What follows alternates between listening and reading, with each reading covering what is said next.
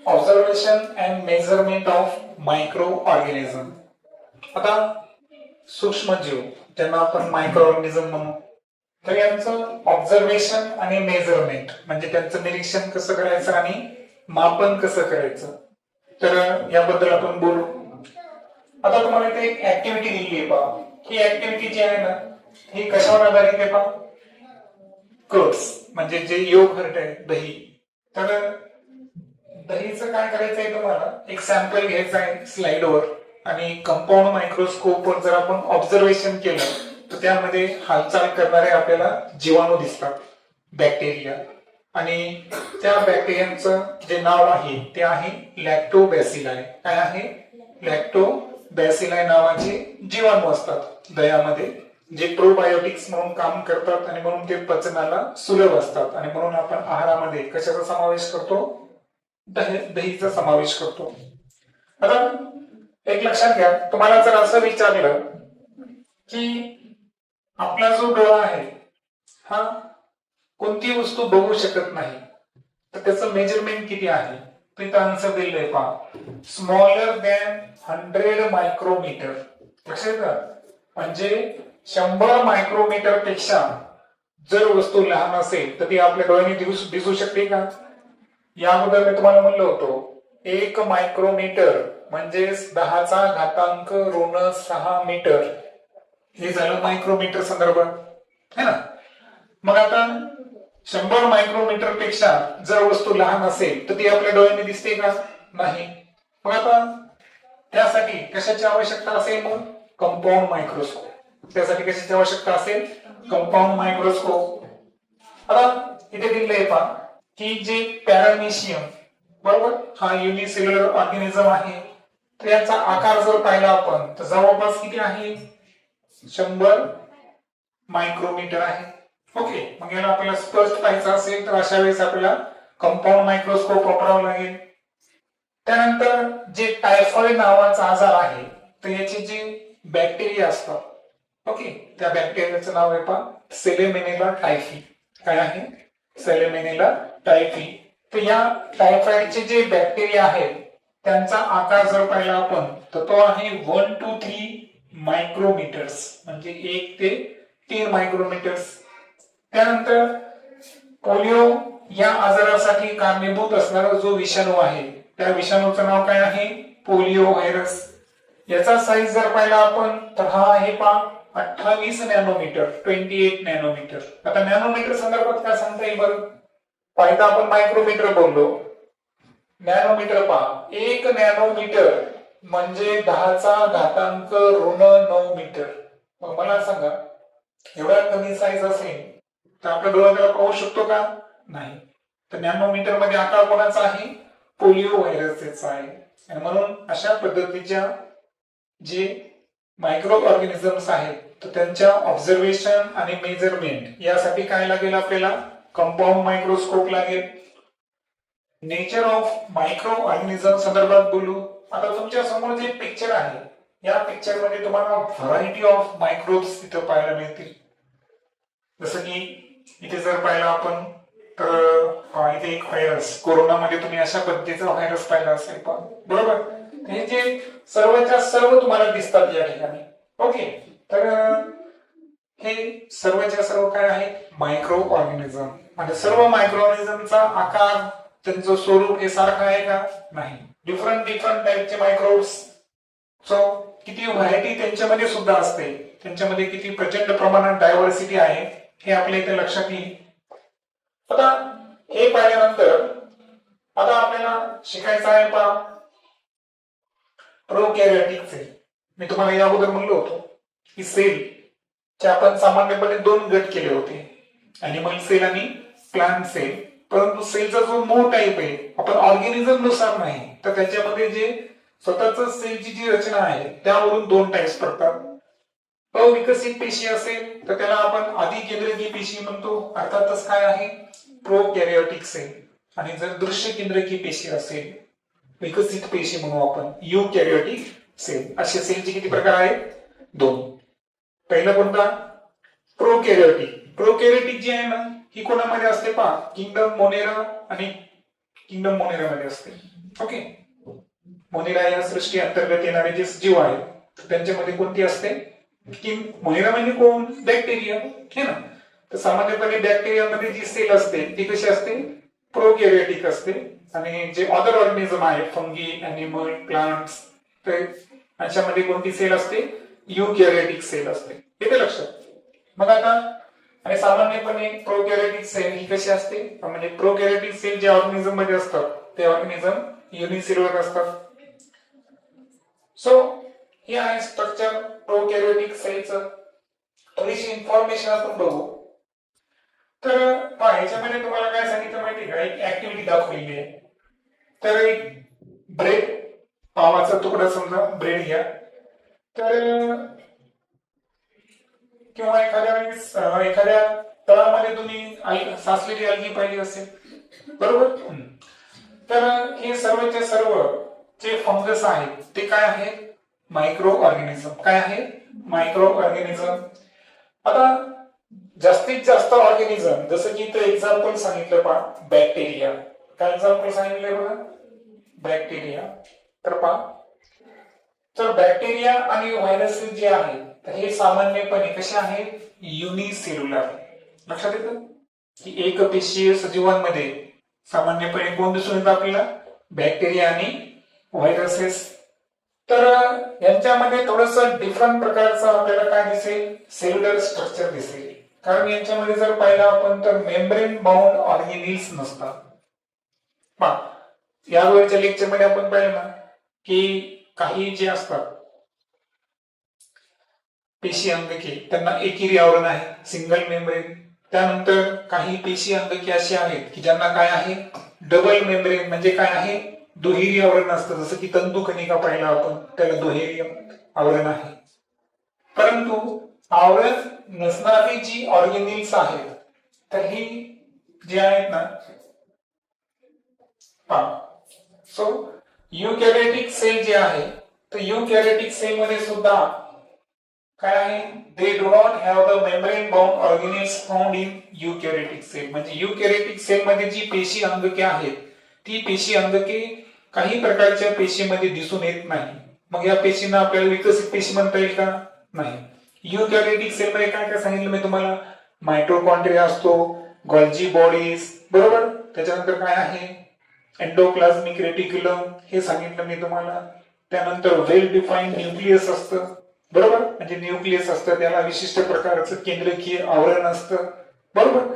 तर अशा गोष्टी युकॅरियोटिक सेल मध्ये आहेत, परंतु काही सेल मध्ये नसतात. मग हे कोणामध्ये आहे, बॅक्टेरिया, व्हायरसेस. यांच्यामध्ये काय काय आहे पहा, फक्त यांच्या पेशीमध्ये आहे पहा, प्लाझ्मा मेम्ब्रेन, सायटोप्लाझम आणि nucleoid are only their components. मग तुम्हाला जर विचारलं मी की इथं दिलंय पहा, such cells are called as the prokaryotic cell. म्हणजे याचा अर्थ चित्र स्पष्ट झालं की युकॅरियोटिक सेल ही विकसित पेशी आहे, त्याच्यामध्ये बरेचसे पेशी अंगके असतात. तुम्ही फिगर ड्रॉ केलेली आहे आणि फिगर मध्ये तुम्ही पाहिलं आहे की अॅनिमल सेल आणि प्लांट सेल, तर यांच्या जे युकॅरियोटिक सेल्स आहेत यांच्यामधल्या, तर विकसित पेशीमध्ये भरपूर अंगके असतात. परंतु अविकसित पेशी, आधी केंद्रकी पेशी, ज्याला इंग्रजीमध्ये आपण प्रोकॅरियोटिक सेल म्हणतो, तर त्याच्यामध्ये फक्त काही विशिष्ट सेल ऑर्गेनिल प्रेझेंट असतात. आणि त्यामध्ये इथं यादी काय सांगितली तुम्हाला, प्लाझ्मा मेम्ब्रेन, सायटोप्लाझम आणि न्यूक्लिओइड. आता न्यूक्लिओइड काय आहे हे मी पुढे सांगणार आहे तुम्हाला. केंद्रकाच्या आतमधला एक पार्ट येतो, लक्षात आलं का. म्हणजे तुम्ही म्हणताल की युकॅरियोटिक सेल मध्ये न्यूक्लियर कुठं आहे, तर कुठं आहे तो, न्यूक्लियसच्या आत, केंद्रकाच्या आत असतो. आता फिगर जी आहे, तर आता आपण फिगर बद्दल बोलू. थोडीशी फिगर वर घ्यायचा प्रयत्न करतो मी इथं. Okay okay. तर हे आहे प्रोकॅरियोटिक सेल. प्रोकॅरियोटिक सेल मध्ये सांगितल्याप्रमाणे प्लाझ्मा मेम्ब्रेन, त्यानंतर न्यूक्लिओइड आणि सायटोप्लाझम, हे तीन अंगके बद्दल आपण बोललो की ही तीन अंगके यांच्यामध्ये असतात. याच्या व्यतिरिक्त यांच्यामध्ये सेल वॉल पण प्रेझेंट आहे. त्यानंतर पेशीच्या बाहेर कोणतं आवरण आहे, बाहेरच्या बाजूला कॅप्सूल. त्यानंतर हालचाल करण्यासाठी एक एक शेपटी सारखा भाग दिसतो तुम्हाला, त्याला फ्लॅजेलम म्हणायचं. काय म्हणायचं? फ्लॅजेलम. अनेक वचनी त्याला फ्लॅजेला म्हणतो. तर ते फ्लॅजेलम प्रेझेंट आहे. त्यानंतर आणखीन एक वैशिष्ट्य जर पाहिलं आपण तर यांच्यामध्ये काय प्रेझेंट आहे बरं? प्लाझमिड हे सुद्धा प्रेझेंट आहे. त्यानंतर जे रायबोझोम्स आहेत हे सुद्धा आपल्याला प्रोकॅरियोटिक सेल मध्ये दिसतील. सो प्रोकॅरियोटिक सेलची जी अंगके कोणती कोणती आहेत? 3 मुख्यतः सांगितली मी तुम्हाला. कोणती कोणती? प्लाझ्मा मेम्ब्रेन, न्यूक्लियोइड आणि सायटोप्लाझम. त्याच्या व्यतिरिक्त काही भागांना नाव आहेत, जसं की हे भाग आहे सर्वात बाहेरचं, त्याला काय म्हणलो आपण? कॅप्सूल. म्हणजे कॅप्सूलचं आवरण असतं, फ्लॅजेलम. त्यानंतर आतमध्ये काय आहे? सायटोप्लाझमच्या आतमध्ये प्लाझमिड पण प्रेझेंट आहे आणि रायबोझोम पण प्रेझेंट आहे. मग आता याच्यामध्ये तुम्हाला कुठं केंद्रक दिसतंय का? केंद्रक दिसतंय का? न्यूक्लियर आहे, पण केंद्रक कसं आहे बरं? विखुरलेलं आहे. कसं आहे? विखुरलेलं आहे. कारण केंद्रक आहे मात्र केंद्रकीय आवरण नाही. येते लक्षात? म्हणजे न्यूक्लियर मेम्ब्रेन प्रेझेंट नसल्यामुळं हे सायटोप्लाझम आणि न्यूक्लियस एकमेकांमध्ये काय आहे? मिक्स आहे. सो परफेक्ट बाउंड न्यूक्लियस नसणं, केंद्रकीय आवरण नसणं, mitochondria, Golgi bodies, endoplasmic reticulum यासारखी महत्वपूर्ण पेशी अंगके यांच्यामध्ये नसतात आणि म्हणून प्रोकॅरियोटिक सेलला काय म्हणतो आपण? अविकसित पेशी. काय म्हणतो? अविकसित पेशी. इथं पहा काही इन्स्टिट्यूट आहेत, जसं की NCCS पुणे. लॉंग फॉर्म काय आहे त्याचा? National centre for cell science. तर हे काय करतात माहितीये का? सायटोलॉजी. जसं तुम्हाला सायन्स आहे, सायन्स म्हणजे काय? विज्ञान. बायोलॉजी म्हणजे काय? जीवशास्त्र. झुलॉजी म्हणजे काय? प्राणीशास्त्र. बॉटनी म्हणजे वनस्पती शास्त्र. तसंच एक शास्त्र काय आहे? सायटोलॉजी. सायटोलॉजी म्हणजे काय? सेल सायन्स म्हणजे पेशीचं विज्ञान, है ना? जर आपण पेशींचा स्वतंत्रपणे अभ्यास करत असू तर विज्ञानाच्या त्या शाखेला काय म्हणायचं? सायटोलॉजी. या सायटोलॉजीवर अभ्यास करणारी ही संस्था आहे. आणि विशेष म्हणजे आणखीन कशावर काम करते ती? बायोटेक्नॉलॉजी, जैव तंत्रज्ञान, है ना? आता जैव तंत्रज्ञानाचा सर्वात मोठा फायदा पाहिला असेल तुम्ही तर शेतीमध्ये, हे की नाही? आज कमी जे आहे जागेमध्ये जास्तीत जास्त उत्पन्न काढण्यासाठी आपण कोणतं तंत्रज्ञान वापरतो? बायोटेक्नॉलॉजी. तर याच्यावर सुद्धा काम करणारी ती एक संस्था आहे. आता हे झाल्यानंतर आता आपल्याला बघायचं आहे की हे जे सूक्ष्मजीव आहे तर यांची चांगली वाढ होण्यासाठी काय काय महत्वाचं आहे? म्हणजे ग्रोथ ऑफ मायक्रो ऑर्गॅनिझम. तर यासाठी काही कंडिशन्स आहेत पहा. त्या कंडिशन्स कशा आहेत पहा. आता बरेचसे मायक्रो ऑर्गॅनिझम आहे की ज्यांना ग्रोथ आणि रिप्रोडक्शन साठी काय लागतं? Specific environment. म्हणजे विशिष्ट पर्यावरण असल्याशिवाय काही सूक्ष्मजीवांची काय होत नाही? ग्रोथ म्हणजे वाढ पण होत नाही आणि रिप्रोडक्शन म्हणजे त्यांचं प्रजनन देखील होत नाही. बरेचसे मायक्रोब्स आहे की त्यांना वाढीसाठी कशाची आवश्यकता असते? ऑक्सिजन. त्यांना एरोबिक ऑर्गॅनिझम म्हणतात. जसं की आपण आहोत, आपल्याला सुद्धा वाढीसाठी कशाची आवश्यकता लागते? ऑक्सिजनची. And some microbes can grow without oxygen.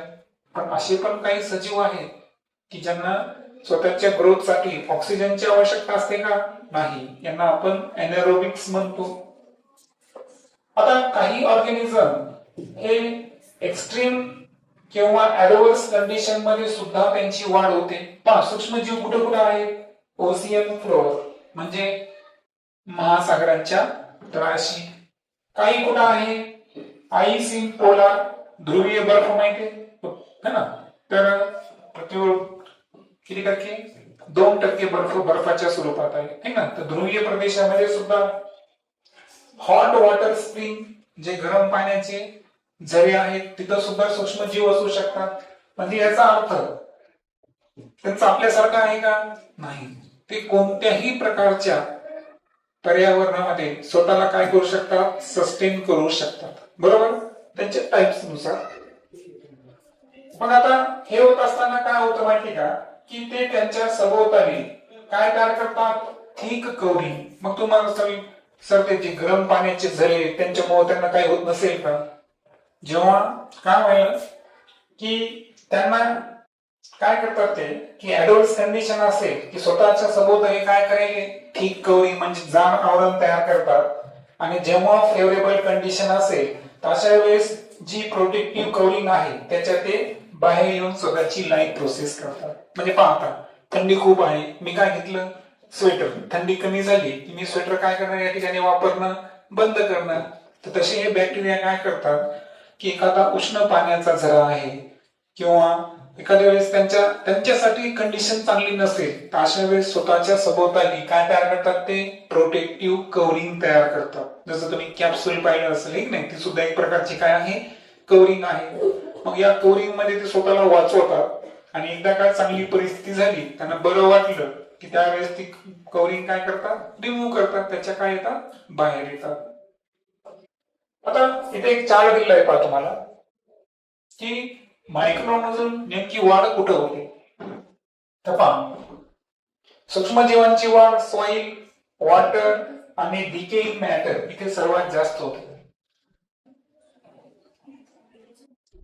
हा माती असू द्या, त्यानंतर पाणी, दुसरं म्हणजे डिकेइंग मॅटर. डिकेइंग मॅटर म्हणजे काय तुम्ही पाहिलं असेल ना की पाला पाचोळा असतो पा हे की नाही, तर काही दिवसांना तो नष्ट होतो. म्हणजे तिथं कशाची ग्रोथ झाली बॅक्टेरिया है ना. काही बॅक्टेरिया त्याला डिकम्पोजरचं काम आहे त्याला नष्ट करायचं.